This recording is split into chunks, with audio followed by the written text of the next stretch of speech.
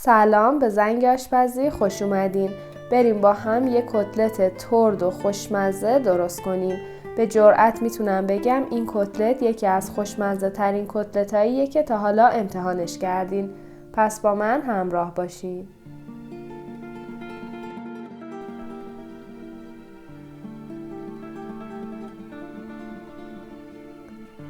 اول 3 سیب زمینی، یه دونه پیاز، یه دونه هویج و 2 حبه سیر رو با قسمت ریز رنده میکنیم.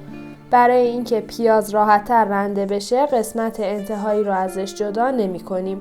اضافه کردن هویج به کتلت اختیاریه و میتونید حذفش کنید، اما بودنش طعم خیلی خوبی به کتلت میده.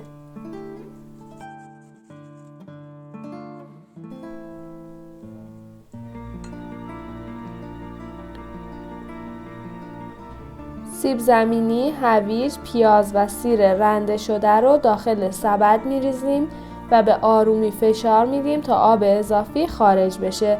دقت کنید که خیلی نباید فشار بدید تا سیب زمینی و هویج و پیاز خشک بشن و در همین حد کافیه.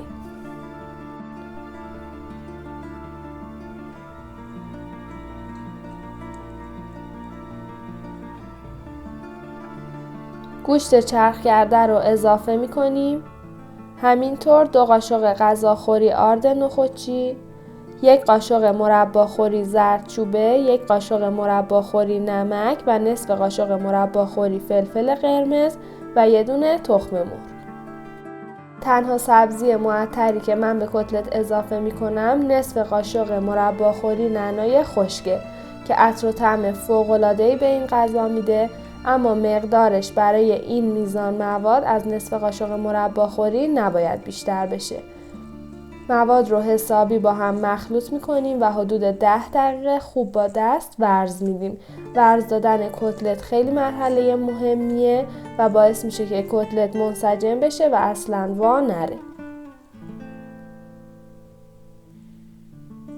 روی مواد نایلون یا سلفون میکشیم و نیم ساعت داخل یخچال قرار میدیم. اگه عجله داشتید میتونید این مرحله رو حذفش کنید. حرارت اجاق برای سرخ کردن کتلت باید متوسط رو به کم باشه. سرخ کردن کتلت با حرارت کم یه مقدار زمان بره، اما باعث میشه که کتلت ها کاملا مغز پخت و حسابی ترد بشن و حتی بعد از گذشت چند ساعت نرم نشن. کتلت ها رو به صورت بیضی یا دایره‌ای داخل روغن سرخ میکنیم.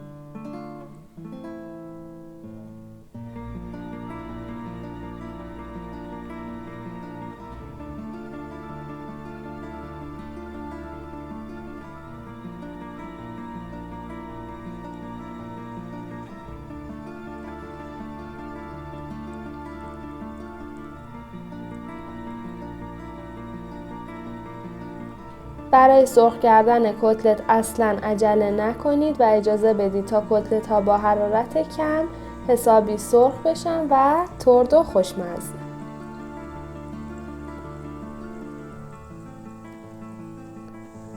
وقتی یه سمت کتلت ها داخل روغن سرخ شد برمیگردونیم و اجازه میدیم تا سمت دیگه هم سرخ بشه.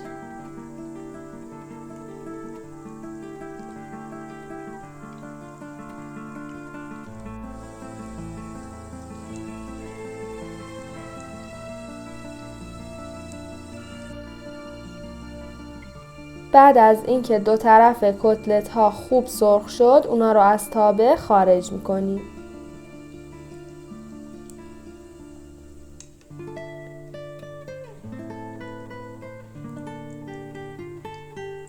داخل همین روغن گوجه های حلقه شده که بهشون نمک و فلفل سیاه زدیم رو میریزیم و چند دقیقه گوجه ها رو سرخ میکنیم تا بپزن.